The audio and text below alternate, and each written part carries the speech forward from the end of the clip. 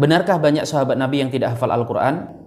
Ali hafal Quran, Utsman hafal Quran, tetapi selain itu kita tidak mengetahui ada sahabat yang hafal Quran. Abu Bakar, Umar itu tidak hafal Al-Quran. Abu Darda, Aisyah, Zubair, Thalhah dan sebagainya itu tidak. Jawabannya sangat tidak benar. Para sahabat Nabi adalah generasi pilihan, kumpulan manusia yang Allah jadikan sebagai pendukung dakwah Nabi-Nya. Mereka tentu adalah orang-orang yang bukan hanya hafal Al-Quran, tetapi orang yang sangat paham tentang isinya. Di kesempatan kali ini saya akan memberikan 8 jawaban bukti bahwa Sayyidina Abu Bakar Siddiq adalah termasuk salah satu dari para sahabat yang hafal Al-Quran. Yang pertama adalah penjelasan para ulama. Di antaranya adalah apa yang dikatakan oleh Al-Imam Ibnu Hajar dalam Fathul Bari beliau. Beliau mengatakan, "Walladhi yatharu min kasiri min ahadis anna Abu Bakar Siddiq kana yahfadul Quran fi hayati Rasulillah sallallahu alaihi wasallam." Adalah yang nampak, yang kuat dari semua hadis-hadis yang disebutkan bahwa Abu Bakar Siddiq adalah salah satu penghafal Al-Quran bahkan sejak ketika Rasulullah masih hidup.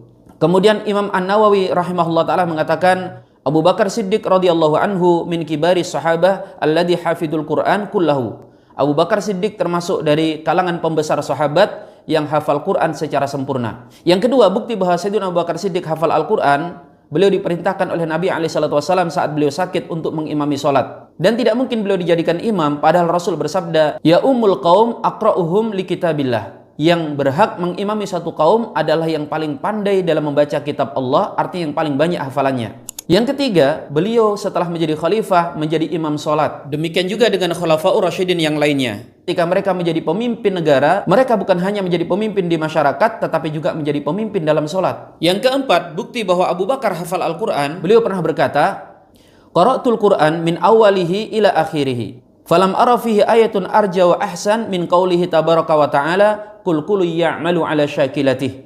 Aku sudah membaca Quran secara keseluruhan dari awal sampai akhir, dan aku tidak mendapatkan ayat yang paling baik dan yang paling aku harapkan kebaikan di dalamnya, yaitu dari firman Allah Subhanahu wa taala, setiap orang itu berbuat sesuai dengan kemampuannya.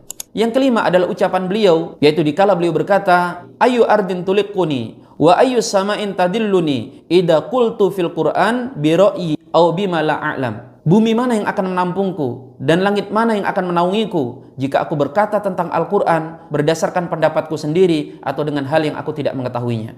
Maka mustahil Sayyidina Abu Bakar Siddiq menyampaikan penjelasan hukum dari Al-Quran kalau beliau tidak menghafal kitabullah. Yang keenam, beliau disebutkan oleh para ulama dalam Tabaqat Hufat.